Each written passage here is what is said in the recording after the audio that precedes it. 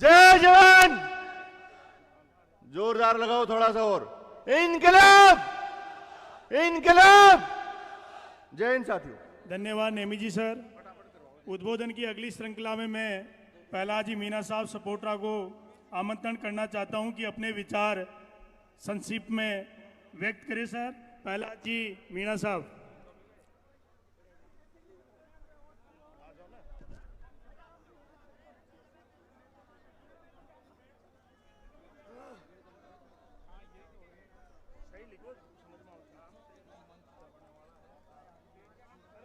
प्रहलाद जी हमारे बीच आ गए हैं।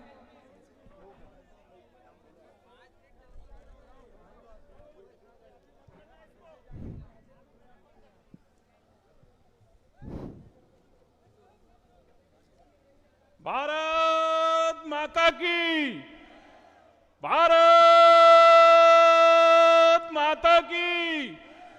इंकलाब, अरे इंकलाब, अरे इंकलाब।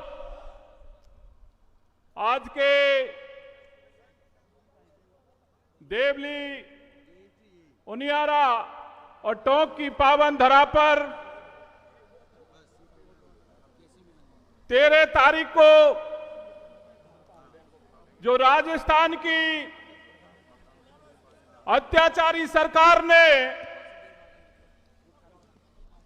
भाई नरेश और सम्रावता गांव के साथ जो अत्याचार किया है, उसके लिए आप सब यहां इकट्ठे हुए हैं। तो सर्वप्रथम में मंच पे विराजमान हमारे जो इस सभा के लिए और इस न्याय के रथ को चलाने वाले प्रहलाद गुंजल जी, कानूनी कार्रवाई से पूरी तरह दिल्ली तक हिलाने वाले केसी घुमरिया जी, हमारे तमाम साथी मुकेश प्रधान जी और सम्माननीय मंच और मंच के साथ ही सम्मान करना चाहिए, याद करना चाहिए इस आयोजन समिति को, जिसका आयोजन का मुखिया हमारे सरपंच संघ के अध्यक्ष भाई मुकेश जी। आप सबने जो जिस आशा से ये महासभा बुलाई है, उसका मकसद केवल और केवल ये है कि राजस्थान की अत्याचारी सरकार ने और देश की भाजपा सरकार के डबल इंजन ने जिस तरह से सम्रावता गांव की माता बहनों के साथ, छोटे छोटे बच्चों के साथ, अंधे बहरे गूंगे मां बापों के साथ और भारत माता की राष्ट्र माता गौ माता को जलाने का जो कृत्य किया है, उसके लिए धिक्कारने का यह समय है, ये मंच है और हमारी टीम को न्याय मिले। आप सबको बताना चाहूंगा कि सुबह से ही हमारे एक से एक वक्ताओं का ध्यान केवल और केवल सम्रावता को न्याय मिले, नरेश भाई को न्याय मिले, नरेश भाई के साथ बंद 60 लोगों को न्याय मिले। इस लड़ाई को आप सबने हमने मिलकर के छेड़ रखा है। इससे पहले इस बहरी गूंगी सरकार को, इस राजस्थान की पर्ची वाली सरकार को 8 तारीख को चौथ का बरवाड़ा से ललकारा था आप सबने। इस अत्याचारी सरकार सौम्या झा कलेक्टर को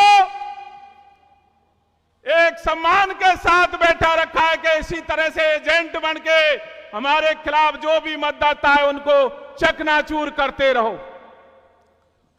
साथियों, इस एसडीएम को भी जो भारतीय जनता पार्टी का एजेंट बनकर के आया और दबा करके बहन चित्रा को और चित्रा के पति को और एक अन्य साथी से भारतीय जनता पार्टी के लिए 3 वोट डलवाए, ये कानून के खिलाफ है।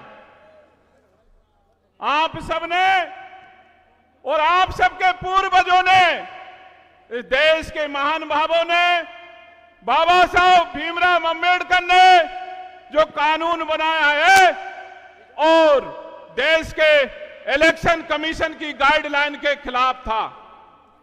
साथियों, मैं बताना चाहता हूं कि महाभारत का जब युद्ध हुआ था, वीर बालक अभिमन्यु नरेश की तरह ही ललकार रहा था और इस युद्ध का कानून था, उसकी गाइडलाइन थी शांति बनाए रखे। साथियों, आज बड़ा डिसीजन का, निर्णय का समय है, तो मैं बताना चाहता हूं कि महाभारत की लड़ाई के भी इसी तरह से नियम कानून बने हुए थे। एक योद्धा से दूसरा योद्धा नहीं लड़ सकता, केवल एक से एक ही लड़ेगा, ऐसा नियम था। निहत्थे वीर पर दूसरा वीर लड़ाई नहीं लड़ेगा हथियार लेकर के। आप सबको पता है, नरेश भाई केवल गांव के साथ खड़े थे, गांव के पंच पटोलों के साथ खड़े थे कि सौम्या जी आए और हमारी मांग को मान करे, स्वीकार करे और हम मतदान करें, हमें देवली से उनियारा में लगाया जाए। मैं आप सबको बताना चाहूंगा कि इन्होंने कानून को तोड़ा है, देश के संविधान का उल्लंघन किया है। तो ज्यादा नहीं बोल करके मैं शॉर्ट में ही बताना चाहूंगा, मुकेश जी का इशारा है कि जब उन अत्याचारी दुर्योधन की सेना ने और प्रिय बालक अभिमन्यु को, निहत्थे को घेर करके चक्रव्यूह में मारा था, हमारे 60 लोगों को उसी तरह चक्रव्यूह में सरकार ने फंसाया है। तो आप सबको बताना चाहूंगा, गांडीवधारी अर्जुन ने एक प्रतिज्ञा ली थी और वो प्रतिज्ञा ये थी कि जिस जयद्रथ ने वीर अभिमन्यु को मारा है उसको मैं छोड़ने वाला नहीं हूं। आप सबकी ताकत से भजन लाल जी को बताना चाहता हूं, टोक के कलेक्टर को बताना चाहता हूं कि जय रथ को मारूंगा, सकाले दिन उगवा दे, पूरे भारत में नहीं छोड़ू, भगलेवा दे।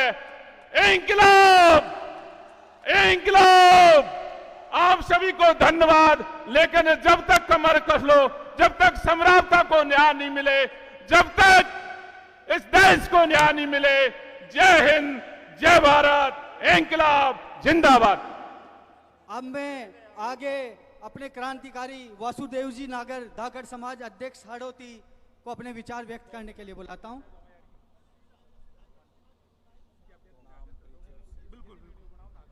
सम्मानित मंच, आदरणीय प्रहलाद जी गुंजल भाई साहब, उपस्थित सभी भाइयों को नमन करता हूं। मैं आपको आश्वस्त करता हूं कि धाकड़ समाज और धाकड़ समाज का संपूर्ण युवा इस न्याय की लड़ाई में जो भी फैसला मंच के द्वारा, पंच पटेलों के द्वारा, भाई साहब प्रहलाद जी गुंजल के द्वारा लिया जाएगा, उसमें संपूर्ण सहयोग करेगा। धाकड़ समाज का युवा हमेशा आपके लिए खड़ा रहेगा। जय हिंद, जय भारत। बहुत ही अच्छा। अब अगले क्रांतिकारी भाई इसरार मोहम्मद जी पार्षद कोटा अपने विचार व्यक्त करेंगे। जोरदार तालियों के साथ स्वागत करें। समरौता की इस लड़ाई में आज के इस धरने की अगुवाई कर रहे हाड़ौती ही नहीं, पूरे प्रदेश के नेता, हमारे नेता आदरणीय प्रहलाद गुंजल साहब, मंच पर उपस्थित सभी साथीगण, गांव-गांव, ढांडी-ढांडी से पधारे मेरे युवा शक्तियों, मित्रों, ये लड़ाई आपकी या हमारी नहीं है। ये लड़ाई वंचितों की, आदिवासियों की, पिछड़ों की, दलितों की लड़ाई है। मैं आप लोगों से आज इस मंच के माध्यम से ये अनुरोध करना चाहता हूं। टीकाराम जी मीणा हमारे बीच में पहुंच चुके हैं। जोरदार तालियों के साथ में स्वागत। टीकाराम जी, इनका मकसद देश के अंदर भाईचारा खत्म करना, किसी भी तरीके से अंबेडकर साहब की विचारधारा को खत्म करना, पिछड़े दलित शोषित लोगों को ऊपर अन्याय करना, और उसका उदाहरण है जिस तरीके से समरौता के ऊपर अत्याचार किया गया, बर्बरता की गई।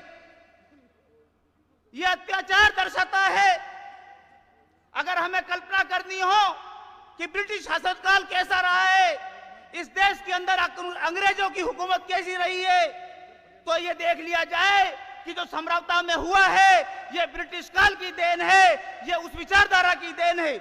मैं अपनी वाणी को विराम देते हुए ये अपील करता हूं कि हमें इस न्याय की लड़ाई में एक होकर लड़ना है, हम सबको लड़ना है।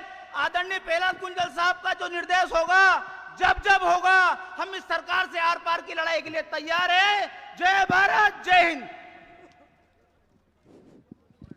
क्रांति जी तिवाड़ी कोटा। क्रांति जी।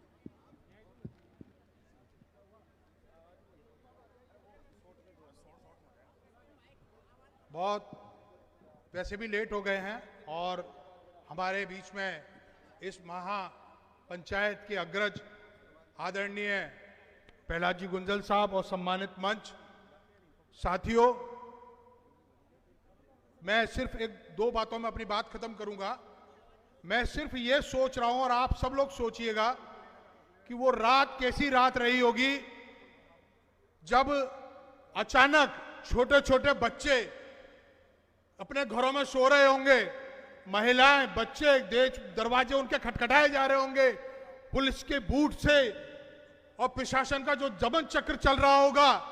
उस समय उस भय को महसूस कीजिए आप लोग, कितना भयभीत वाला वातावरण रहा होगा। अंदाजा लगाइए उस डर का, और उस डर को जिस तरीके से लोगों को मैंने तो वो दृश्य का सीन देखे हैं। मैं बता रहा हूं कि शायद अंग्रेजों के टाइम पे भी ऐसे दृश्य नहीं देखे गए। और इस लड़ाई को, जिसको पूरी तरीके से सरकार ने ये कोशिश की कि इसको दबा दिया जाए, चाहे वो मीडिया के माध्यम से हो, लोगों के माध्यम से हो, नेताओं के माध्यम से हो, उन्होंने कोशिश की कि इसको दबा दिया जाए। लेकिन मैं आपको ये विश्वास दिलाता हूं कि इस लड़ाई की कमान सभी लोगों ने, सभी वर्ग के समाजों ने अपने हाथ में ले लिया। और हम आपको विश्वास दिलाते हैं प्रहलाद जी गुंजल भाई साहब, ये लड़ाई लड़ी जाएगी। और हमारा एक साथी अंदर अभी बैठा है, नरेश मीणा, जरूरत पड़ेगी तो सैकड़ों नौजवान जेलों को भर देंगे। और हम लोग आज इस आगाज को करने के लिए यहाँ इकट्ठे हुए कि अब ये लड़ाई दूर तक जाएगी और इसके अंजाम के लिए हम लोग सब तैयार हैं। प्रहलाद जी आप आगे बढ़ाइए, हम आपके साथ हैं। धन्यवाद, जय हिंद। अब मैं भीम आर्मी के शोएब खान जी को बुला रहा हूं, मंच पे आए, अपने विचार व्यक्त करें। क्रांतिकारी भाई शोएब खान, और कम समय में अपने विचार व्यक्त करें, 2 मिनट से ज्यादा, क्योंकि कई अतिथि गण हैं हमारे बीच में, उनको भी समय दें। जोरदार तालियों के साथ में स्वागत करें शोएब खान जी का। बिस्मिल्लाहिर्रहमानिर्रहीम। शुरेश्वर का नाम लेके जोड़ा मेहरबान और निहायत ही रहम करने वाला। अल्हम्दुलिल्लाह रब्बिल आलमीन। सब तारीफ ईश्वर की है जो मालिक है सारे जहानों का। हिंदुस्तान मोहब्बत का पैगाम, शांति का दूत, धर्मों का संगम। मगर कुछ ऐसे लोग हमारे हिंदुस्तान में पैदा हो गए जो धर्म और जात के नाम पे अराजकता फैला रहे हैं। कार्तिक भेल, पूजा भेल, राम प्रसाद मीणा, पूजम का डिंपल मीणा, शंकर मीणा, डोडावाड़ी के अंदर तो की बात बता रहा हूं। इन पुलिस वालों ने उस शंकर मीणा को पकड़ा और बजरी माफियाओं को हवाले करा, और बजरी माफिया वालों ने उसके अंग अंग काट दिए। मालूम है ना तुम्हें? सुन लो तुम लोग, जिस तरीके से समरौता हरा हरा लहराता हुआ गांव, उस गांव को इस सरकार ने लाल करा। क्या करा? लाल करा। जैसा जलियांवाला के अंदर अंग्रेजों ने गोलीबारी करी थी हमारे ऊपर, उसी तरीके से इस सरकार ने समरौता के ऊपर हमला करा। मुझे तो ऐसा लगता है कि कहीं ये अंग्रेजों की औलाद तो नहीं है। इनका डीएनए टेस्ट कराओ। कहीं अंग्रेजों की बात तो नहीं है। जालियांवाला के अंदर 76 पठानों ने सीने पे गोली खाई थी, सीने पे। काले अंग्रेजों, सुन लो तुम लोग, हम लोगों को धर्म और जात के नाम पे तुम नहीं लगा सकते। और अब हम इस सरकार को कहना चाहते हैं कि नरेश मीणा निर्दोष है, और अगर उसको रिहा नहीं किया तो हम जेल बनने को तैयार हैं। इनकलाब, इनकलाब, इनकलाब। Thank you. अब मैं आगे हमारे क्रांतिकारी भाई नरेंद्र जी मेहरोली को बुलाता हूं, अपने विचार मंच पे व्यक्त करें। नरेंद्र जी मेहरोली, और संक्षिप्त में 2 मिनट में विचार व्यक्त करें।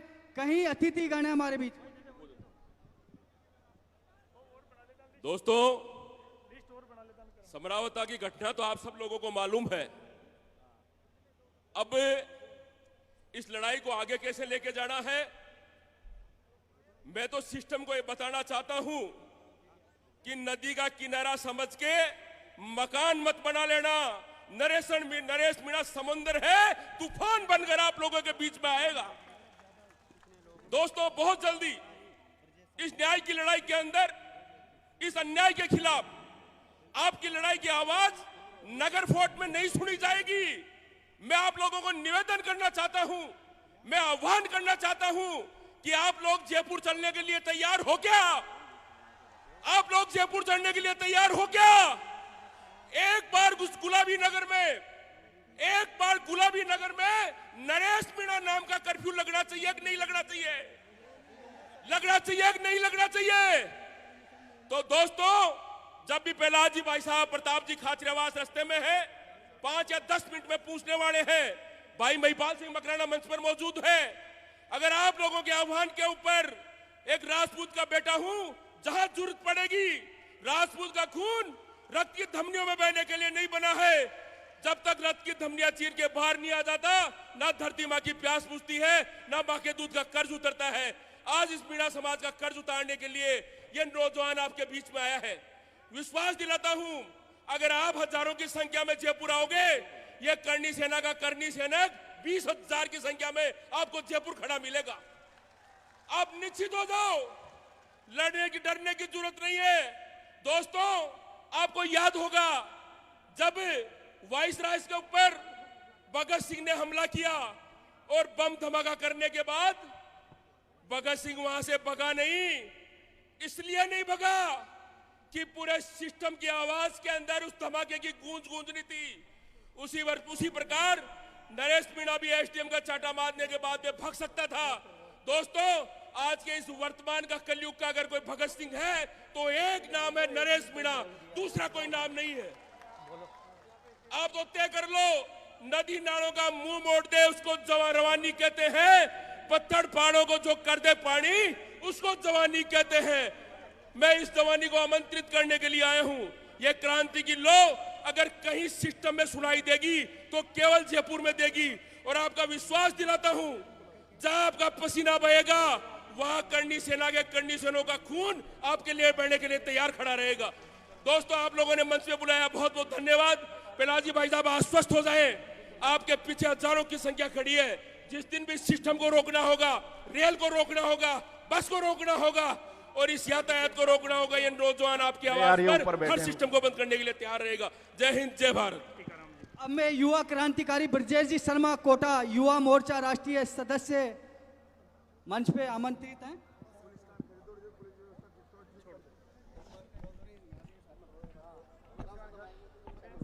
भारत माता की।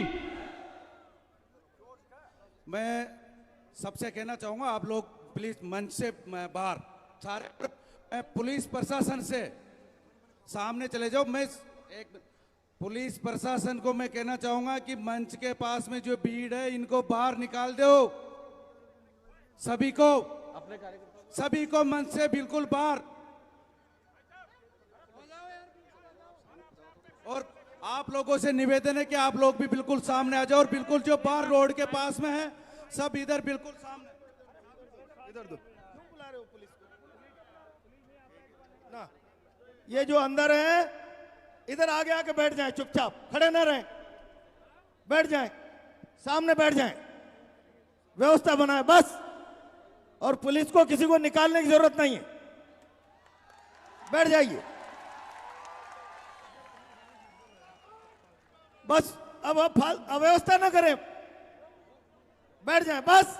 अब मत आइए अंदर कार्यकर्ता, भैया रहने दीजिए, आप बैठ जाइए, बैठ जाइए,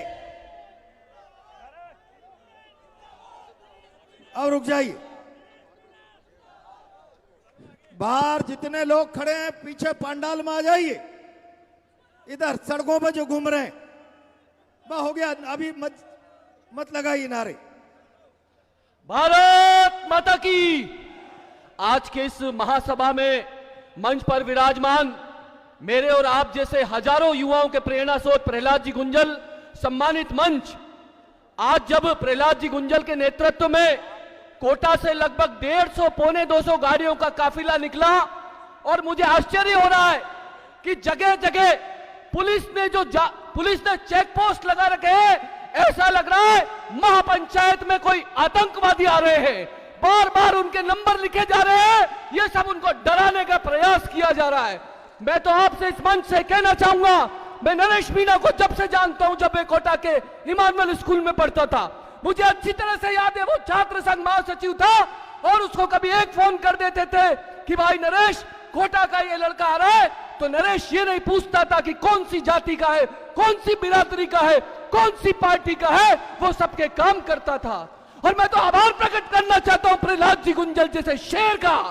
अगर आप इस आंदोलन का बीड़ा नहीं उठाते तो शायद ये सरकार इस आंदोलन को भी कुचल के रख देती।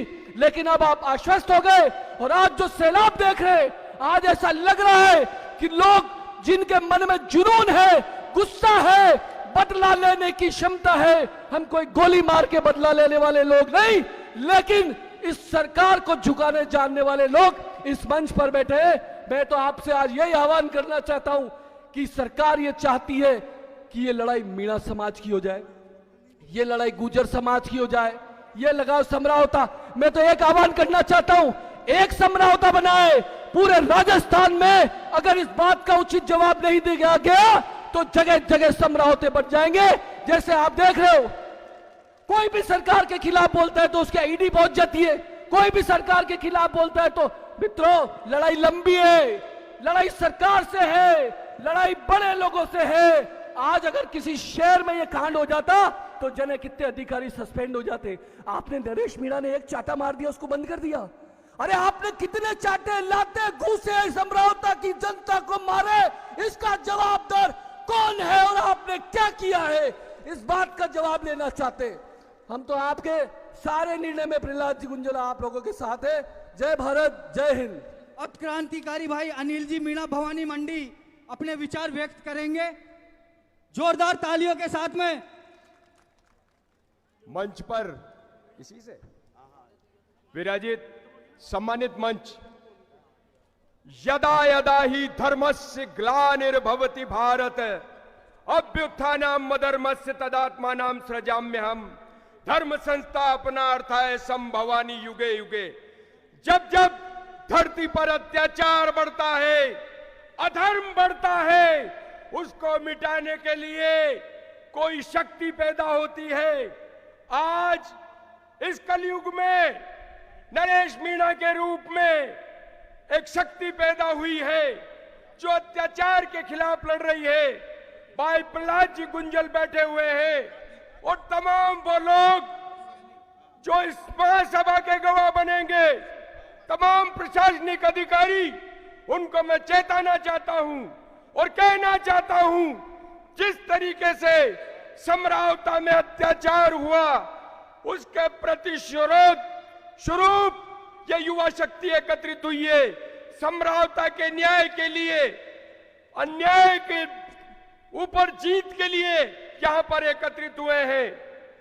जर्रे को चट्टान बना दो, वैशी को इंसान बना दो और एक थाली में खाए हिंदू मुस्लिम। ऐसा हिंदुस्तान बना दो, ऐसा हिंदुस्तान बना दो। साथियों, एक वाक्य याद दिलाना चाहता हूं। मीणा समाज के समरावता गांव पर जो अत्याचार हुआ 1750 में सवाई जय सिंह द्वितीय ने जब अश्वमेध यज्ञ किया, तब उनको विष्णु वरदराजन की मूर्ति चाहिए थी, जो मूर्ति चेन्नई में थी।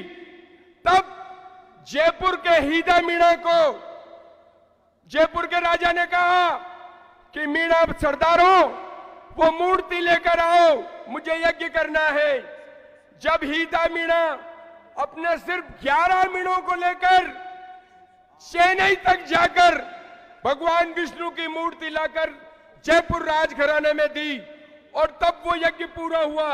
मीणा समाज वो जाति है, वो कौम है जिसके साथ ईमानदारी से लड़ जाए उसको जीत दिला दे, और जिसके साथ गिरा दे उसको हरा कर रख दे। मैं कहना चाहता हूं राजस्थान के मुख्यमंत्री से कि आने वाले समय में जाग जाए।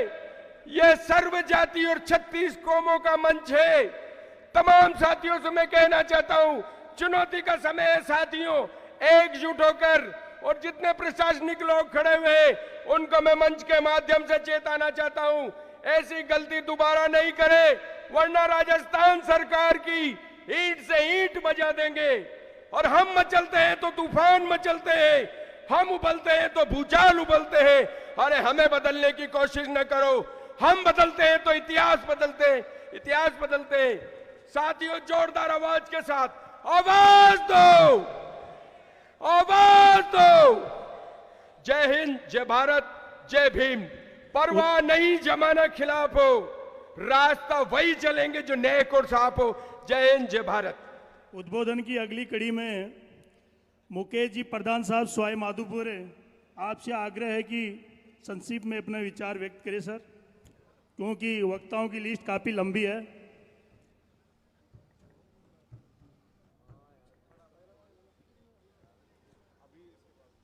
सम्मानीय मंच, आज के समरावता गांव और नरेश भाई को न्याय दिलाने के नेतृत्व कर रहे हैं हमारे आदरणीय पहलाजी गुंजल साहब, और सामने विराजमान युवा साथियों, बुजुर्गों, माता और बहनों, मैं आपसे कहना चाहूंगा, गुंजल साहब, मैं आपसे कहना चाहूंगा इस मंच के माध्यम से कि सामने बैठी हुई जो जनता आज ही आपके साथ लड़ाई लड़ने को तैयार है। मेरे भाइयों, ऊंचा हाथ करके कह दो, आज ही हमको लड़ाई लड़नी है।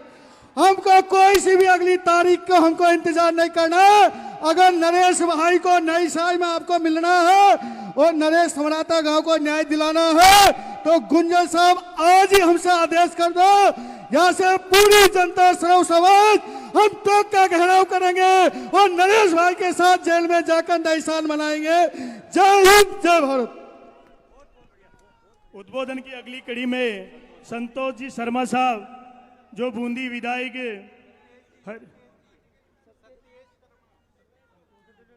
सतेज जी शर्मा साहब, आप पधारिए सर।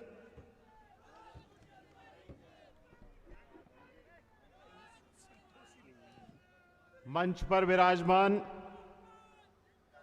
हाड़ौती के लाडले नेता और हमारे सबके मार्गदर्शक परम आदरणीय पहलाजी गुंजल साहब, सम्मानित मंच और यहाँ सामने बैठे मेरे सभी पिता तुल्य बुजुर्गों, नौजवान साथियों, दोस्तों, आपको ये भली भांति परिचित है कि आज का ये महापंचायत का कार्यक्रम जुल्म, अन्याय और अत्याचार के खिलाफ आवाज उठाने के लिए, आवाज बुलंद करने के लिए आज हम सब यहां पर एकत्रित हुए हैं। जब भाई नरेश मीणा ने उस उपखंड अधिकारी के संविधान के खिलाफ कार्य करने पर हाथापाई की और उसके बदले में राजस्थान की सरकार ने भाई नरेश मीणा को जेल में डाल दिया, और न केवल जेल में डाला, समरावता गांव में जो आतंक और भय का जो तांडव मचाया इन्होंने उस रात को, उससे आप सब भली भांति परिचित हो। राजस्थान की सरकार ने, शासन प्रशासन में बैठे जिम्मेदार लोगों ने यह सोचा कि अब इस नरेश मीणा को जेल में डालने के बाद इनके इस आंदोलन को हम कमजोर कर देंगे। लेकिन मैं आप सब लोगों को भरोसा दिलाता हूं कि नरेश मीणा के साथ हुए इस अत्याचार के इस जुल्म के खिलाफ के इस आंदोलन में प्रहलाद जी गुंजल बड़े भाई की भूमिका में नरेश मीणा के इस आंदोलन का नेतृत्व करने के लिए आगे आए और जिस प्रकार से गांव-गांव गली-गली घूमकर एक अलग जगह रहे इस जन आंदोलन को करने के लिए, मैं प्रहलाद जी भाई साहब का भी दिल की गहराइयों से आभार प्रकट करता हूं। मैं बहुत लंबी चौड़ी बात नहीं कहता, मैं तो एक बात और आपसे कहना चाहता हूं कि भाई नरेश मीणा,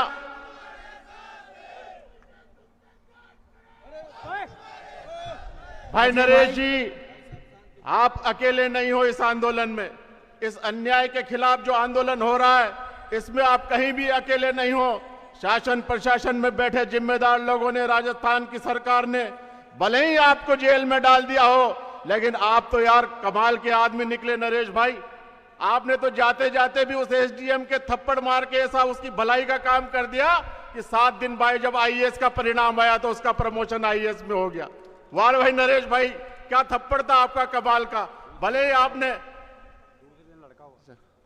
मैं हमारे बूंदी विधायक आदरणीय हरिमोहन शर्मा जी जो मेरे पिता भी हैं, मैं उनका भी एक संदेश आपसे समरावता ग्रामवासियों एवं आम जन के लिए जो उन्होंने लिखा है।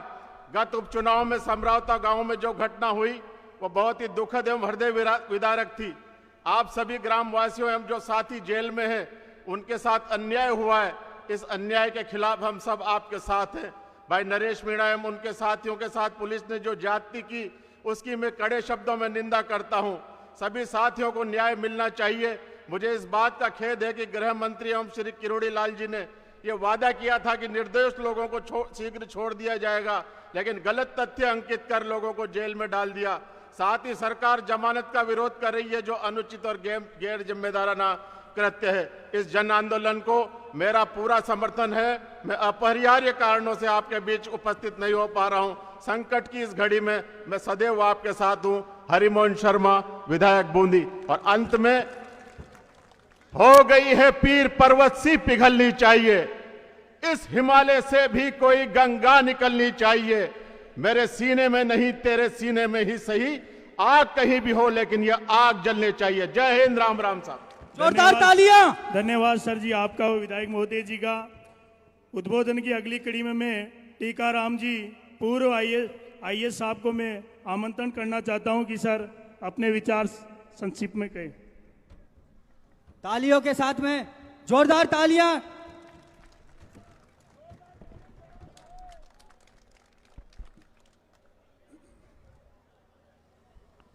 मंच पर उपस्थित सभी सम्माननीय व्यक्तिगण, मैं सबसे पहले श्री प्रहलाद जी गुंजल साहब को बहुत बहुत धन्यवाद दूंगा। उन्होंने जितनी कड़ी मेहनत करके आज इतना बड़ा ये जन आंदोलन खड़ा किया है और जिस उद्देश्य के लिए किया है आप सभी को वो मालूम है, क्योंकि सारे वक्ता उसके बारे में बोल चुके हैं। मेरा आपसे एक निवेदन है कि अगर आप नरेश को भगत सिंह की उपाधि देते हैं तो भगत सिंह को तो फांसी हो गई थी, क्या आप नरेश को फांसी दिलवाना चाहते हैं या निकलवाना चाहते हैं? निकलवाने का रास्ता हमको चर्चा करना है। पिछले दिनों मेरी सरकार के उच्च स्तर पे जो भी बातचीत हुई उसका लब्बो लवाज ये है कि हमको एक मध्यम मार्ग निकालना होगा।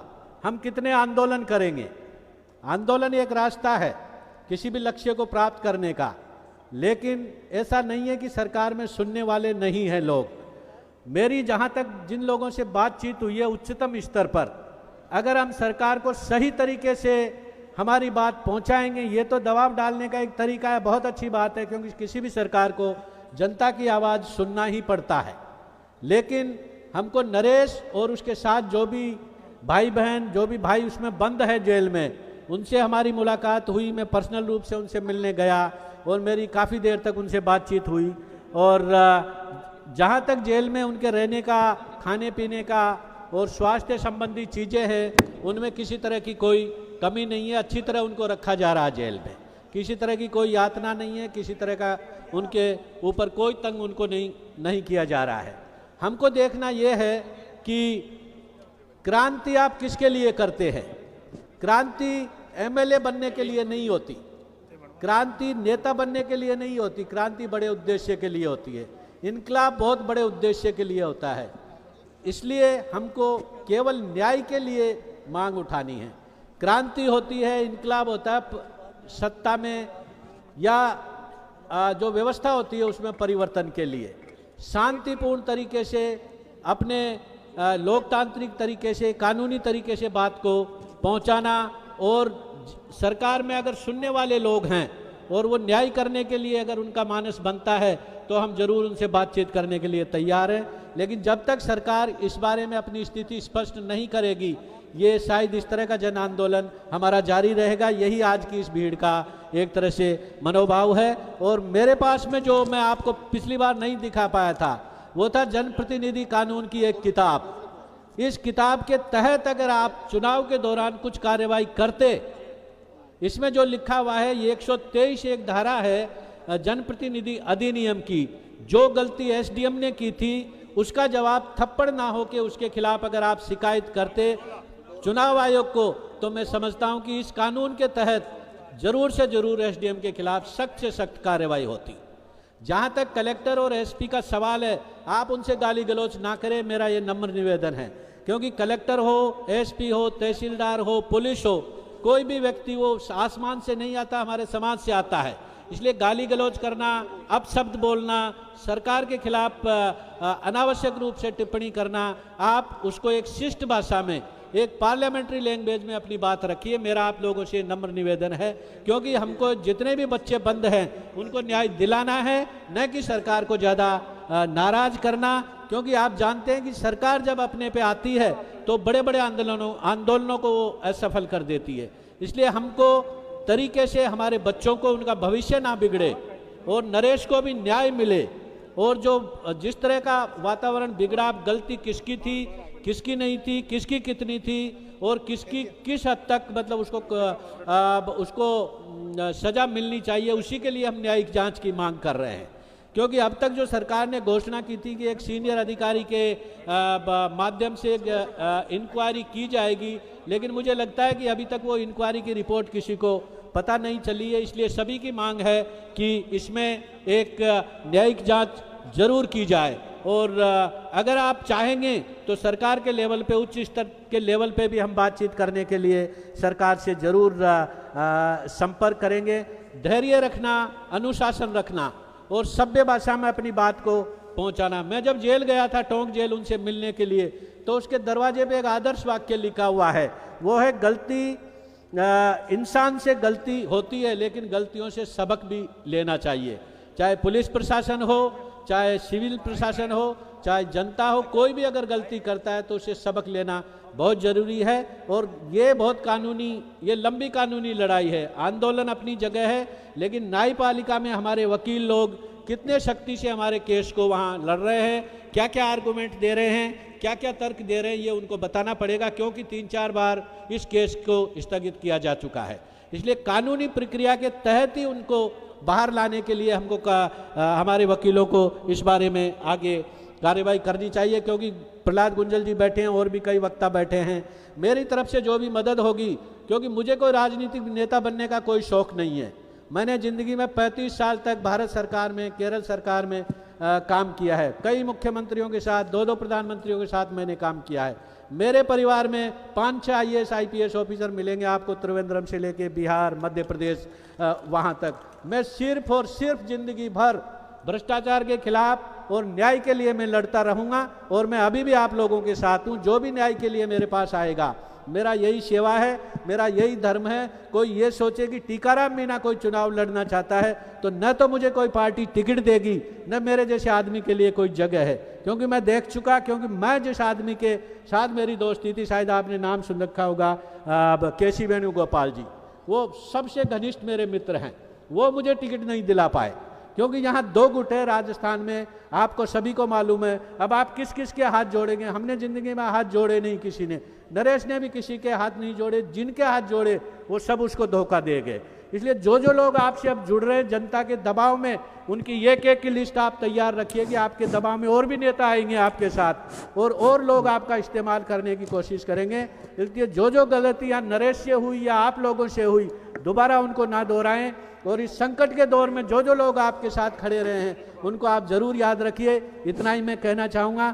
थैंक यू, जय हिंद। धन्यवाद सर आपका बहुत बहुत। उद्बोधन की अगली कड़ी में मैं आमंत्रण करना चाहूंगा महिपाल जी मकराना, करणी सेना अध्यक्ष।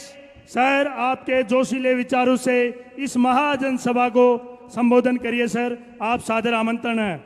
महिपाल जी मकराना जी। इसी बीच हमारे बीच में श्योपुर से एमएलए बाबूलाल जी झंडेल पधार चुके हैं, जोरदार तालियों के साथ स्वागत करें उनके। बोल करणी माता की, बोल करणी मात की, राणा प्रताप की। राम राम। गर्मी ज्यादा होगी मन लगे,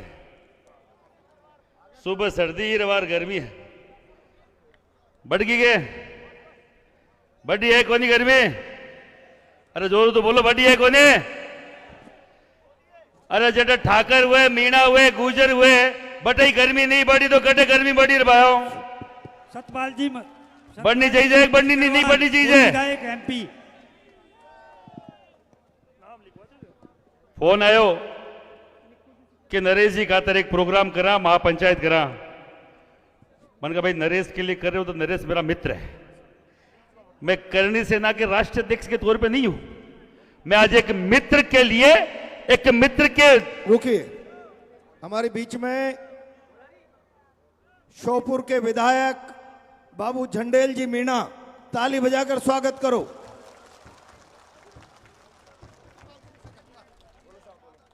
मुरैना के पूर्व विधायक और अभी श्योपुर मुरैना से सांसद का चुनाव लड़े सत्यपाल जी सिकरवार, आपको समर्थन देने मध्य प्रदेश से आए। बोल जाऊंगे? हाँ, वो बीचे बीचे रहे तो मामला उकचुक हो जाए। आप नोट सीधो सीधो ट्रैक है मेरा, सीधा सीधा बोलना है। सुनो मेरी बात, हम लोग वॉरियर कौम से आते हैं, हम लोग कोई दबी कुचली कौम से नहीं आते हैं। अगर न्याय नहीं मिलेगा छीनना जानते, जयपुर के दांत फाड़ना जानते और वहां जाके लेना जानते। मैं करणी सेना चलाता हूं, मैं कोई विकलांग सेना नहीं चलाता। अपने सीधे सीधे लटकी जोर की बात है भैया। अगर नाटक करोगे तो नरेश मीणा ने क्या बोला था, प्रशासन अगर लठ बरसाएगा तो हम भी लठ मारना जानते हैं, और लठ मारने की हिम्मत हम में है कि नहीं है? तो लड़ना सीखो। ये अब क्या न्याय लेने के ट्रम्प के पास जाए क्या? भाई साहब हमें न्याय दे दो, कहा जाए? इनको ही तो बोल रहे जो न्याय देने वाले यही है। जयपुर 100 किलोमीटर तो है। मैं आपके इस मंच से बोल रहा हूं सीधा सीधा, मुख्यमंत्री महोदय आपका 1 साल बहुत बढ़िया निकले और आगे 4 साल भी निकले, पर आपके ये 1 साल के ऊपर जो दाग है, ये समरावता कांड, इसको धो लीजिए। नहीं तो अगर हम दिल्ली जयपुर आए तो वो दिन सही नहीं रहेगा प्रशासन के लिए और सरकार के लिए। और हमने एक बार नहीं, हजारों बार करके दिखाया कि नहीं दिखाया? अरे मैं तो अकेला ही लड़े, आपकी बार तो सागे है मीणा। अरे ठाकर तो लड़ता ही रहे अकेला, आपका मीणा सागे है कोनी? अरे है कि नहीं है? अरे बोल रहा था कोई मुझे कि पूरे राजपूत समाज की ठेकेदारी मत करे ना, तो मैं तो बोलना चाह रहा हूं समाज के उन युवाओं को जो महिपाल सिंह की बात मानता है और राजपूत समाज का युवा है। अगर मैंने यह गारंटी दी है तो तुम लोगों को मरते दम तक इस नरेश मीणा की लड़ाई में साथ देना पड़ेगा। सीधा सीधा कि ठाकुर मीणा को राजपूताओं का चक्कर भाई आपस में कई रिलेशन है। मैं रिलेशन बताता हूं। जयपुर से लेके कोटा, बूंदी, जितनी बड़ी रियासतें थी, खजाने की चाबी मीणा समाज के पास में थी। ये रिलेशन है। क्या रिलेशन है? महाराणा प्रताप के लिए अगर कोई लड़ा तो ये मीणा और भील लड़े, ये रिलेशन है। और आज अगर मीणा समाज मुझे याद कर रहे और ऋण चुकाने की बारी आई है तो महिपाल सिंह मुंह छिपाने वाले में से नहीं है, गर्दन कटा लेगा और साथ खड़ा मिलेगा। अगर बोला है साथ है तो साथ है। ते साग हो को ना? और आप लोग साथ हो नहीं? पूरे मैं दूर दूर भी देख रहे भाइयों, कोई बुलाएड़ा हो का अपना आएड़ा हो कोने दूजा का आएड़ा हो, सब करना करना आ जाओ भाई। प्रहलाद गुंजल जी जान का बड़ा भाई हाल बोलबान तैयार है, माँ को तो कोई ज्यादा पट्टा को नहीं, पर एक चीज मैं आपको बोलना चाह रहा हूं, अपने वो क्या करें, जब बात आए सम्मान के स्वाभिमान की तो झुकना हमारा काम नहीं है। हम लड़ेंगे, चाहे हमें हार मिले या जीत कोई फर्क नहीं पड़ता। ये पहली पंचायत दूसरी पंचायत है, अंतिम नहीं है। 5 पंचायत और हो जाए हम करने को तैयार है, और जयपुर की अगर आगाज हो तो आने को तैयार हो कि नहीं हो? जयपुर के लिए तैयार हो कि नहीं हो? पक्का है? महिपाल सिंह आपको आगे आगे मिलेगा जयपुर की सड़कों पे, और हजारों के साथ मिलेगा, ये मेरा वादा है। कहते हैं ना रघुकुल रीत प्राण जाए पर, ये वचन है। अब तो आवाज लगाना, और जो भी महापंचायत के अगवा है केवल ये बताना कि उस दिन तैयार रहना। अभी बोल रहे थे गुंजल साहब के 8-10 जिलों में मुझे अकेला जाना पड़ा, ये महिपाल सिंह और मेरे जैसे युवाओं की कमजोरी रही साहब। हमें मालूम नहीं था कि आप अकेला संघर्ष कर रहे हो। हमें तो फोन 5-7 दिन पहले वो नरेश जी के छोटे भाई का आया कि भाई साहब ये 29 तारीख को प्रोग्राम कर रहे हैं। मेरे लायक को सेवा होते मुझे बताते, आपको 10 जिले में अकेले नहीं 10-10 जिले हम बांटने को तैयार है, घर घर जाएंगे। और बकायदा ये बात मीणा की और गुर्जर और राजपूत की नहीं चल रही है, ये बात चल रही है उसे युवा नेतृत्व को कुचलने की, जो सभी की बात करने में सक्षम है। थप्पड़ कोई छोटी सी बात है सरकार, कहां जाए हम? जो न्याय देने वाले लोग हैं वो अगर अन्याय करेंगे तो आप क्या करोगे? केवल ईंट का जवाब पत्थर से देना हर कोई को नहीं आता, और जिनको आता है उनको मरने मत दो, नहीं तो कोई नरेश मीणा महिपाल मकड़ा खड़ा नहीं होगा। मैं आपको बोलना चाह रहा हूं, आज अगर प्रहलाद जी ने अगुवाई करी है मैं धन्यवाद दूंगा, पर आप लोगों को साथ रहना पड़ेगा। ऐसा नहीं कि प्रहलाद जी पहले 8-10 जिलों में अकेले घूमे, अब भी घूमते फिरे। अगर कोई भी यहां से मंच से किसी भी तरीके का डिसीजन हो तो आपको और मेरे को साथ देने की शपथ देके यहां से जानी पड़ेगी कि भैया सौगन खाते हैं। सौगन खाबन तैयार हो को नहीं? अरे कसम खाने को तैयार हो नहीं है? भगवान मीन भगवान की पक्का है? ए ले फैसलो मान तो बता दीजिए। अठई बांध जुड़ा वो कहीं क्या, अगर कफन तो ले रहा है को नहीं थे क्यों, तो वो बांध ले आप, तो कोई केसरिया बांधे, अगर आपके कफन बांध ले कहीं दिक्कत है, अपन कोई फर्क नहीं पड़े। और थे गमचोल यहाँ घूम रही हो सफेदियों में लायो को नहीं, अरे मिले भी को नहीं, तो मैं हाल ही बारी माथा पर मान ले। तो मैं आपको तैयार होने के लिए बोल के जा रहा हूं, तैयार हो, मैं तैयार हूं। जय हिंद जय भारत। अपनी एकता नरेश तुम संघर्ष करो, नरेश तुम संघर्ष करो। बहुत धन्यवाद सबको, जय माता जी। उद्बोधन की अगली कड़ी में मैं आमंत्रण करना चाहता हूं केसी घुमरिया जी साहब, आदिवासी मीणा समाज प्रदेश अध्यक्ष। सादर आमंत्रण है सर। आप जोरदार तालियां।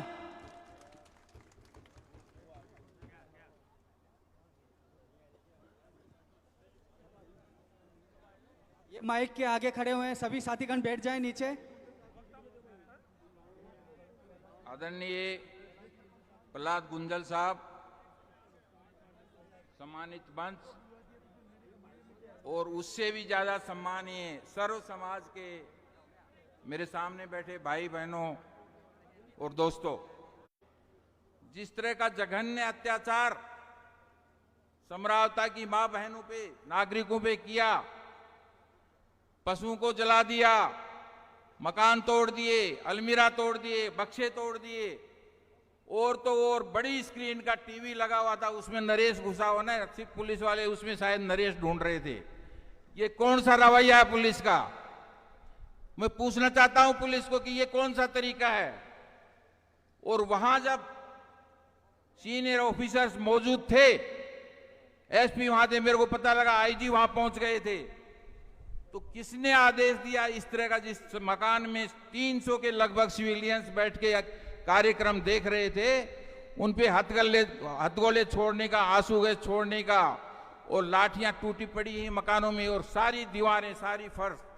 दोस्तों 17 तारीख को जब बार बार टीवी में देखने से दिल दहल रहा था कि कुछ बहुत ही बड़ा अनर्थ हो गया है, तो मैं अपनी टीम को लेके टोंक, सवाई माधोपुर, जयपुर से और 20 लोगों के साथ वहां गया और 4 घंटे तक एक एक चीज की दरियापत की और सारा सुनकर दिल रोने लगा कि आजाद भारत में इस तरह की घटना होना शर्मनाक है इंसानियत के लिए और इस प्रशासन के लिए और सरकार के लिए।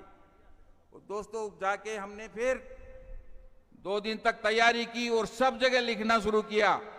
केंद्र सरकार और राज्य सरकार में कोई डिपार्टमेंट, कोई अधिकारी नहीं है जहां हमने प्रतिवेदन और ज्ञापन नहीं भेजे हैं। सबको लिख लिख कर थक लिए, लेकिन कोई सुनने वाला नहीं है। 2 बार प्रेस कॉन्फ्रेंस कर दी, जयपुर में बुला के बहनों को, चित्रा और जो लोग प्रभावित थे उनको भी। दोस्तों डबल इंजन की सरकार है, लेकिन इसका काम कोयले के इंजन से भी खराब है। दोस्तों एसटी आयोग में और मानवाधिकार आयोग में मैं खुद जाके केस दर्ज करवा के आया हूं। वहां टीम भी बन गई है, लेकिन उनको अभी भी अटका रहे हैं, उनको काम नहीं करने दे रहे हैं। अभी दूसरी कोई सरकार होती तो अब तक तो इन पुलिस वालों को और जो भी अधिकारी जिन्होंने गलती की है उनको पता लग जाता कि गलती कैसे की जाती है।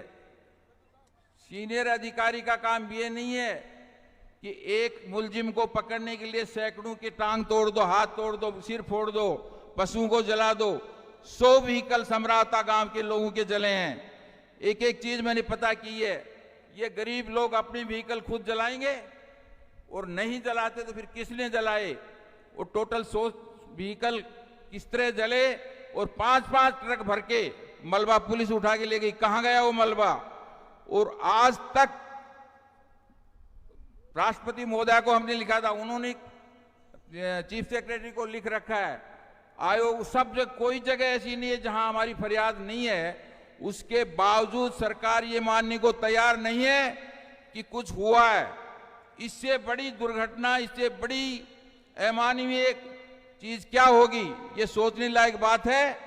लेकिन आप इस जनसैलाब को और ये मंच पे जो बैठे हैं भाई सारे, जो अपने अपने समाज के और अपने आप में बहुत ताकत रखते हैं, उनको देखकर अब मुझे पूरा विश्वास हो गया कि हाँ, अब हम लड़ाई न केवल जीतेंगे, आगे के लिए एक एग्जाम्पल भी सेट होगा कि दोबारा कोई इस तरह की गलती करने की जरूरत नहीं करे। दोस्तों हमने 4-5 मांगे रखी हैं। हमारी मांग है कि सिटिंग हाईकोर्ट जज से इसकी वो होनी चाहिए जांच। ये जो है विभागीय आयुक्त, संभागीय आयुक्त से जांच करवा के लीपापोती कर रहे हैं और सीआईडी सीबी के एक अफसर को भेज के उससे रिपोर्ट लेके गोलमाल रिपोर्ट मैंने आयोग में पता की है, एसटी आयोग में, कि ऐसी कोई घटना हुई नहीं। ये रिपोर्ट गई है एसपी साहब की। तो दोस्तों न्याय ऐसे नहीं मिलेगा। हमको सड़कों पे आना पड़ेगा और पूरा जोर लगाना पड़ेगा और पूरी इंसानियत को एक साथ होकर न्याय के लिए लड़ना है। और नरेश भाई को और समरावता गांव के निर्दोष लोगों के साथ जो अत्याचार हुआ है उनको हमको न्याय दिलानी है। और उसके लिए चाहे कितना भी हमको संघर्ष करना पड़े, हम इसको 2-3 फ्रंट पे लड़ रहे हैं। इस तरह की महापंचायत ये दौर भी चालू रहेगा। अभी मंच से घोषणा की जाएगी आगे आपके लिए।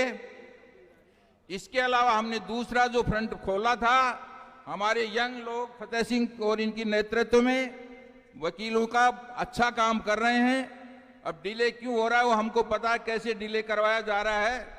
जब सरकार बैठी है तो डिले कुछ भी हो सकता है, आप समझ सकते हैं। लेकिन हम सही ट्रैक पे हैं। और जो निर्दोष लोगों को मारा था, जिनका कहीं पुलिस के पास कोई अपराध नहीं है, उनका भी डॉक्टरी मायना करवा के करीबन 30 केस लगभग फाइल कर दिए हैं और 20-30 प्रोसेस में हैं। वो इनके गले का फंदा बनेंगे समय आते ही। इनको जवाब देना मुश्किल हो जाएगा और इस लड़ाई को हम सुप्रीम कोर्ट तक, इंटरनेशनल कोर्ट तक ले जाएंगे। इनको छोड़ेंगे नहीं लीगल लड़ाई में। लेकिन हमको करना सब शांतिपूर्ण और संवैधानिक तरीके से है। कानून को हाथ में नहीं लेना है।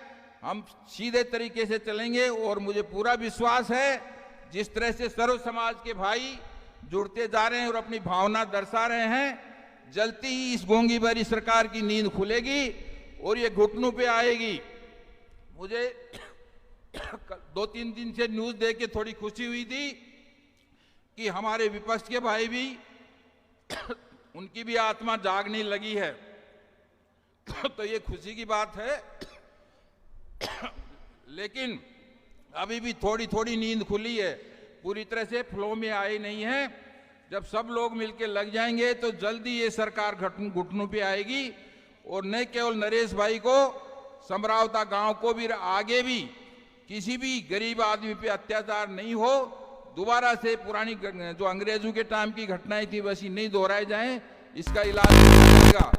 तो मैं नारा लगाऊंगा, न्याय दो, न्याय दो। आप बोलेंगे नरेश भाई को न्याय दो, न्याय दो, न्याय दो, न्याय दो, न्याय दो। आप बोलेंगे समरावता को न्याय दो, न्याय दो, न्याय दो, न्याय दो, न्याय दो। भजनलाल सरकार होश में आओ, भजनलाल सरकार होश में आओ, होश में आकर न्याय करो। जय हिंद, जय भारत, जय जोहार। बहुत बहुत धन्यवाद सर जी आपका। उद्बोधन की अगली कड़ी में मैं आमंत्रण करना चाहता हूं बाबूलाल जी जंडेल, विधायक श्योपुर MP। साथियों, MP श्योपुर से हमारे लिए विधायक महोदय जी पधारे हैं, इनके लिए एक बार जोरदार तालियों से स्वागत कीजिए साथियों। साथ ही राजस्थान सरकार के पूर्व मंत्री जी आदरणीय प्रताप सिंह जी कासरियावास जी हमारे बीच में पहुंच गए। साथियों, इनके लिए जोरदार तालियों से स्वागत कीजिए। वह इनके साथ ही जय किशोर पटेल जी, जय कृष्ण पटेल जी बागीदोरा बांसवाड़ा, जो बा पार्टी से विधायक है, वो भी उनके साथ पधारे हैं, उनके लिए भी जोरदार तालियां साथियों। आइए सर, बाबूलाल जी जंडेल जी, विधायक महोदय जी।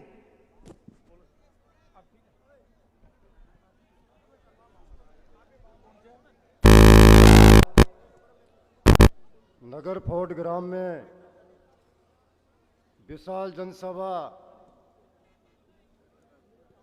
में श्री सम्मानीय और ये समरावता लड़ाई और नरेश भाई की लड़ाई को आगे बढ़ाते हुए महापुरुष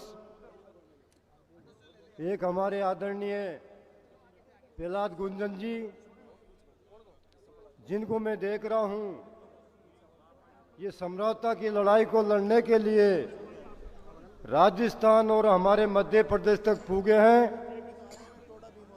और जोश के साथ में एक जो युवा नेता नरेश मीणा जी, युवा नेतृत्व राजस्थान में उठा था, इसकी आवाज दबाने के लिए समरावता गांव में जो अन्याय हुआ, कई माता बहनों के साथ मारपीट हुई, छोटे बच्चियों के साथ चोटें आई, कई मवेशियों को जलाया गया, ये मैंने मीडिया में थोड़ा रास्ता बना जो देखा है तो एक दुखनीय घटना थी। ऐसी घटना मैंने कभी लोकतंत्र में नहीं देखी है। ये लोकतंत्र है।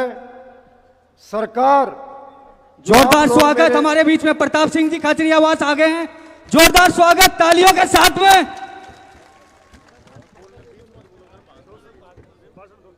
जो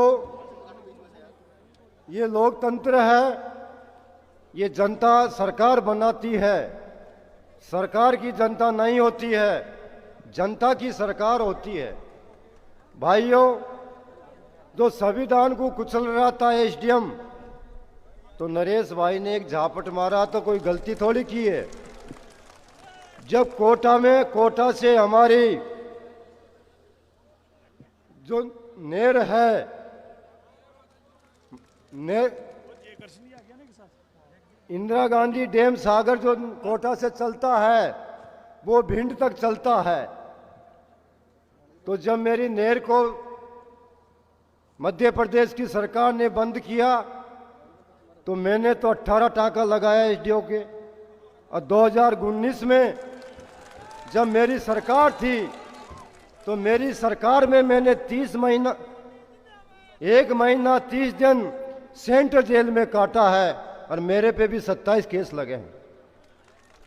जो नरेश भाई एक युवा का प्रेरणा है और राजस्थान की लड़ाई लड़ी और हमारे मध्य प्रदेश में भी मेरे लिए गया था। हमारे नीतू सक्करवार जी का काम करने, लोकसभा का काम करने गया था। आज भजन लाल से मैं कहना चाहता हूं कि तो आप भजन लाल है तो भजन करो, या जनता का मुख्यमंत्री हो तो इस लोकतंत्र की हत्या मत करो। नरेश मीणा एक राजनेता है, युवाओं का एक सम्राट है और एक लोकतंत्र की प्रक्रिया में एक चुनाव लड़ा है। ये एक संविधान का दायरा है और संविधान का दायरा पे मुख्यमंत्री बना है। जो मंच पे हमारे सम्मान्य नेता बैठे हैं सब लोकतंत्र के संविधान की विजय से नेता बने हैं और सभी भाइयों को मैं राम राम करता हूं, हृदय से प्रणाम करता हूं।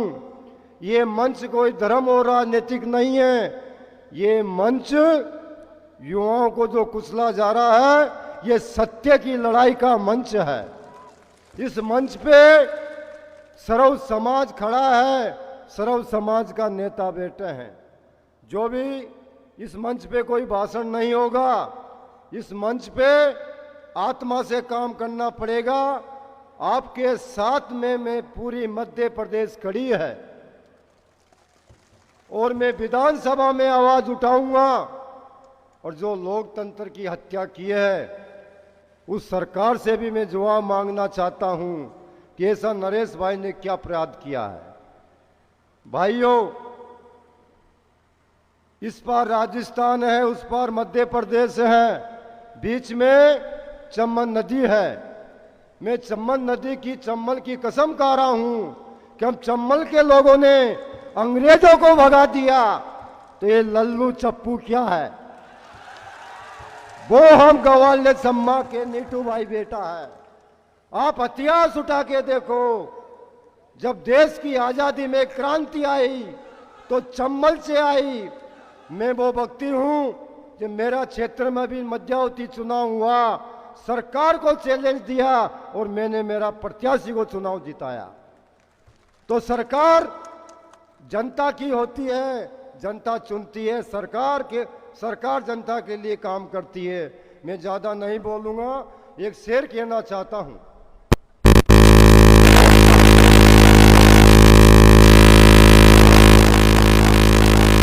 मध्य प्रदेश के युवा सम्राट खड़े हैं। फानूस बनकर जिसकी हिफाजत हवा करे, फानूस बनकर जिसकी हिफाजत हवा करे, वो समा क्या बुझे जिसको खुदा रोशन करे। भाइयों, मैं भी माधोपुर जिला से निकला हूं। हमारे जो गांव है भूरी पहाड़ी, ये मेरी 7वीं पीढ़ी श्योपुर में है। मैं मरमट हूं, मर जाऊंगा, मिट जाऊंगा, पर सत्य के साथ में रहूंगा। जय भीम, जय कांग्रेस। उद्बोधन की अगली कड़ी में मैं आमंत्रण करना चाहता हूं सत्यपाल जी, श्री कुमार, पूर्व विधायक MP। आप सादर आमंत्रण है सर जी।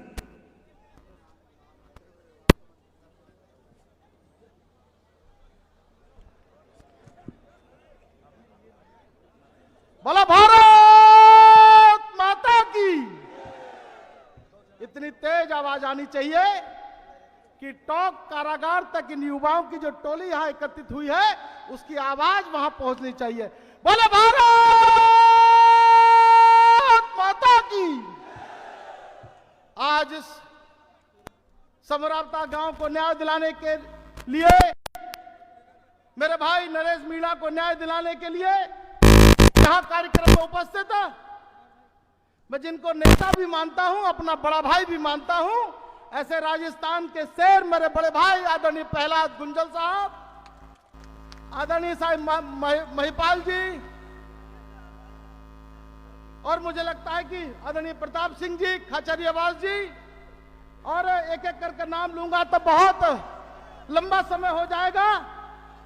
ये राजनीति को दूर रखकर एक साथ मंच पर जो एकत्रित हुए हैं, ऐसे राजनेताओं के लिए मैं आपसे निवेदन करूंगा कि जोरदार ताली बजाकर आप सब इनका स्वागत करें। और हमारे श्योपुर के शेर मेरे बड़े भाई बाबू जंडेल जी, मैं जब कार्यक्रम में उपस्थित हुआ तो मैंने झंडे देखे। एक तरफ भगत सिंह जी का फोटो है, एक तरफ मेरे भाई नरेश मीणा का फोटो है। ये फोटो देखकर दिल गदगद हो गया। और आप सारे युवाओं को देखकर सुबह 8 बजे हम जब ग्वालियर से चले और यहाँ 2 बजे पहुंचे तो शरीर में थकान थी, लेकिन आप सब युवाओं को देखकर शरीर की सारी थकान निकल गई। ऐसे युवाओं को भी मैं प्रणाम करना चाहता हूं। जय किशन जी पटेल साहब एमएलए पहुंच चुके हैं। आदरणीय महिपाल जी ने कहा, जब मैं कार्यक्रम में आया तो महिपाल जी का भाषण था। महिपाल जी ने कहा कि मैं अपने भाई की मदद करने आया हूं, अपने भाई के लिए मैदान में आया हूं। मैं मध्य प्रदेश में विधायक रहा और मेरे बड़े भाई आदरणीय प्रहलाद जी की मेरी किस्मत दोनों एक जैसी रही।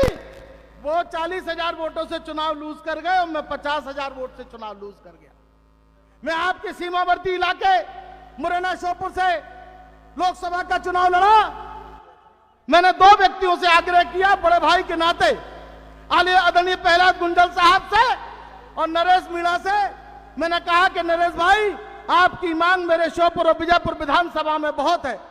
प्रहलाद जी से आग्रह किया, उन्होंने कहा कि आप अपना काम करिए, अपनी लोकसभा देखिए, हम आपकी लोकसभा में आएंगे। मेरे न रहते हुए भी नरेश मीणा ने, प्रहलाद गुंजल जी ने मेरे लिए काम किया। मैं भी राजनीति को दूर रखकर अपने भाई की मदद के लिए यहां आया हूं और आपको विश्वास दिलाता हूं, नरेश जी ने कोई ऐसा काम नहीं किया जिसके कारण उनको जेल जाना पड़े। मैंने भी बहुत अधिकारी को मारपीट की है। आदरणीय बाबू जंडेल जी बोले 27 के मुझ पर 34 केस थे। मैं जब छात्र नेता था तब रोज मारपीट करता था। तब मेरे परिवार के लोग कहते थे तुझे नेता बनना है कि गुंडा बनना है।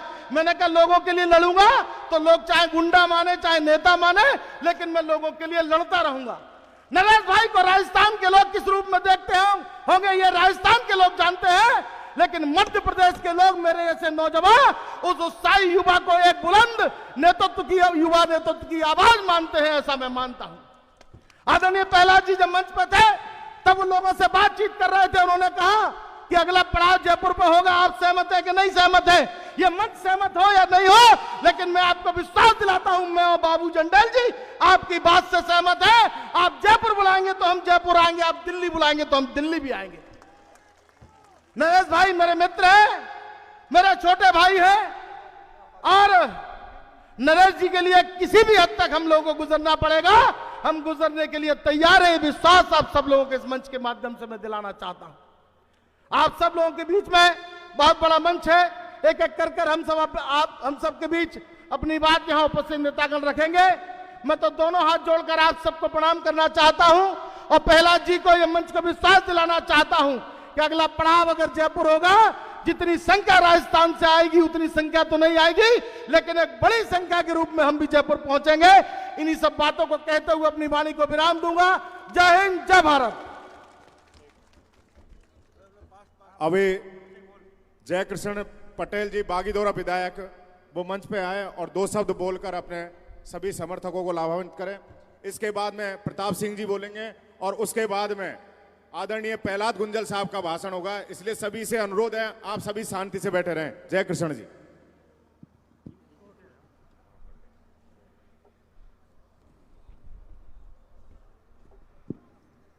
आज की जो सभा आयोजित हो रही है, महापंचायत में उपस्थित मंचासीन तमाम समरावता जो कांड हुआ उसको लेकर आए हुए तमाम जनप्रतिनिधि, साथ में राजस्थान, मध्य प्रदेश और तमाम इस पूर्वी राजस्थान के मेरे युवा साथियों, बड़े बुजुर्गों, सबसे पहले तो मैं दक्षिणी राजस्थान से आता हूं। मेरे आदिवासी इलाके से बांसवाड़ा जिला जो बागीदोरा विधानसभा सीट है उस सीट से आता हूं। भाई नरेश जी मीणा ने मेरे से आह्वान किया कि जो वहां पर महापंचायत हो रही है उसमें आपको आना है। इस अवसर पर मैं पूरे दक्षिणी राजस्थान के तमाम मेरे आदिवासी भाइयों और मेरी पूरी विधानसभा सीट से कि तमाम मेरी बागीदरा विधानसभा की जनता की तरफ से आप सब तमाम पूर्वी राजस्थान के मेरे भाइयों को मेरी तरफ से बहुत बहुत धन्यवाद जोहार अर्पित करता हूं। युवा साथियों, बड़े बुजुर्गों, आप सब इस महापंचायत को लेकर यहां आज इकट्ठे हुए हो, लेकिन इस अवसर पर मैं कहना चाहता हूं कि यहां पर राजस्थान के अंदर, इस देश के अंदर जितने भी लोग जो ST SC OBC के दलित शोषित लोग हैं, अगर वो अपने हक अधिकार की बात करते हैं, हमारे लिए लड़ते हैं, उन लोगों के लड़ने वाले लोगों के खिलाफ में सत्ता में बैठे हुए हुकूमत मरनाम लोग जो लोग हैं, वो लोग हमारे साथ में अत्याचार शोषण करने का काम करते हैं। हम लोगों को समझने की जरूरत है। मैं दक्षिणी राजस्थान के उस इलाके की बात करना चाहूंगा कि कुछ समय पहले उस इलाके के अंदर, डूंगरपुर के अंदर जो एक कांड हुआ था, उस कांड के अंदर 2 भाइयों की हत्या हो गई थी। अभी हमारे वहां पर आरक्षण की बात को लेकर हमारे भाई गंगला घाटी के ऊपर खड़े हुए थे, 200 FIR दर्ज हुई। समरावता हत्याकांड, समरावता के अंदर जो कांड हुआ, उस कांड के अंदर नरेश जी मीणा का जो चुनाव हो रहा था, उसको लेकर बहिष्कार वहां की जनता कर रही थी कि वोटिंग नहीं होनी चाहिए। मैं सरकार से पूछना चाहता हूं कि कोई गांव अगर अपनी मांग को लेकर अगर कोई मांग सरकार के सामने रखना चाहता है और मतदान नहीं करने की अपील करता है, तो उसमें गलत क्या है, यह सरकार को सोचने की जरूरत है। मैं इस अवसर पर यह भी कहना चाहता हूं कि यह जो समरावता जो कांड हुआ, उसमें सरकार दोषी है। सरकार की पूरी निगरानी के अंदर पुलिस ने अपनी मन मर्जी से समरावता के लोगों के साथ में अत्याचार शोषण किया। भाई नरेश जी मीणा ने अगर गलत किया, ऐसा लगता था, भाई नरेश जी मीणा ने कहा कि मैं गलत हूं तो मुझे आप अरेस्ट कीजिए, लेकिन ऐसा नहीं हुआ। पुलिस ने जनता की आवाज को दबाने का काम किया और नरेश जी मीणा के नाम को लेकर आम जनता के साथ में जो अत्याचार शोषण किया है, मैं राजस्थान की सरकार का इस अवसर पर विरोध करना चाहता हूं और कड़े शब्दों में विरोध करता हूं। मेरे भाइयों, आप सब यहां पर मौजूद हो, मैं इस अवसर पर एक बात और कहना चाहता हूं कि यह लड़ाई हमारी लोकतांत्रिक लड़ाई है, संवैधानिक लड़ाई है। इस संवैधानिक